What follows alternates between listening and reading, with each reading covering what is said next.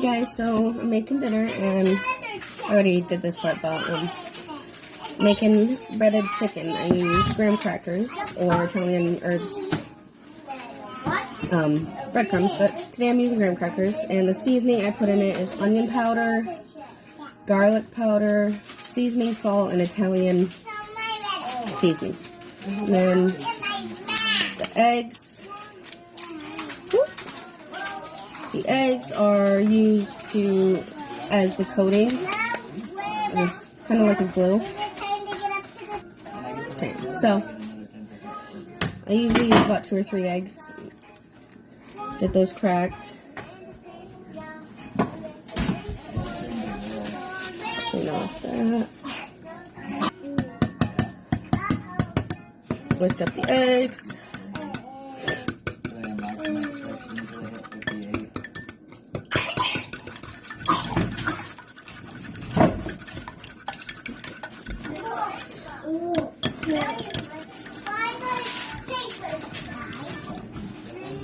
It's done. Okay, so when you make this,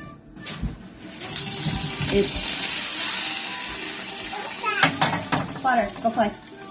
It's important to make sure that the chicken is complete and thawed, or as thawed as you can get it, because if it's frozen, the breading will not stick. So now what I'm going to do is I'm going to take and cut the chicken up. I usually cut it into 4s depending on how thick the chicken is. I'll cut it in half long ways, and then I'll take and slice this way to make the chicken pieces thinner.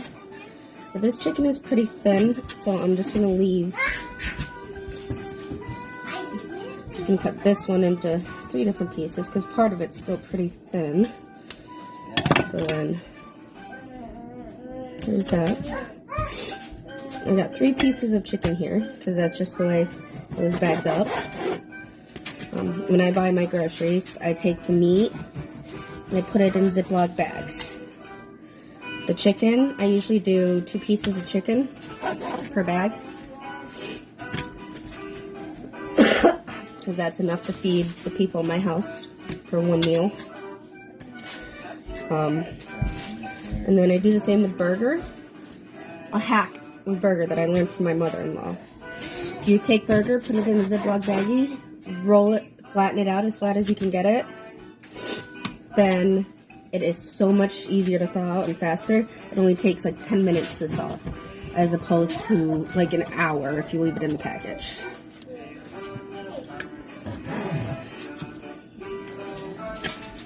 Okay, so got the chicken cut up. Now it's time to bread it. Grab my hands off and wash my hands.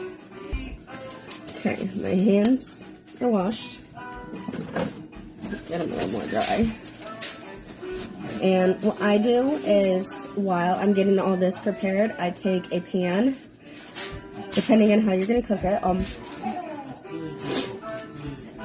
I either do it in the oven or on the stovetop. When I do it on the stovetop, I use about that much oil.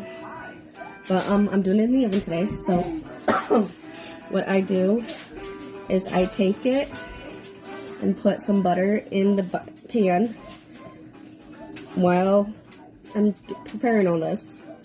And then I put the pan in the oven so it lets the butter melt.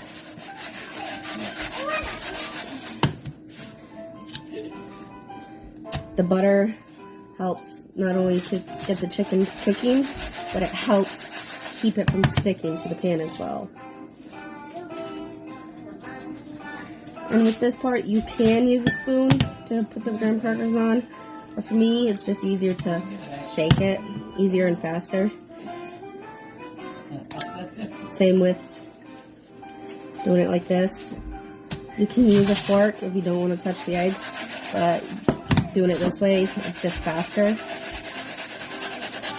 And my kids are hungry, so I'm going to do it the fast way so I can get this going.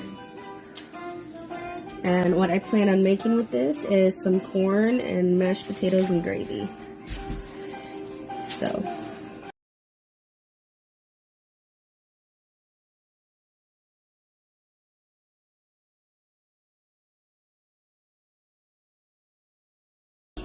And this part is optional, but I'll take a little pinch full of graham crackers and sprinkle it on the meat for, you know, like any spots that I missed when I was breading it. This is actually one of my husband's favorite meals that I make. It's a tie between this and chicken cooked in butter and soy sauce. Those are his two favorite things that I make.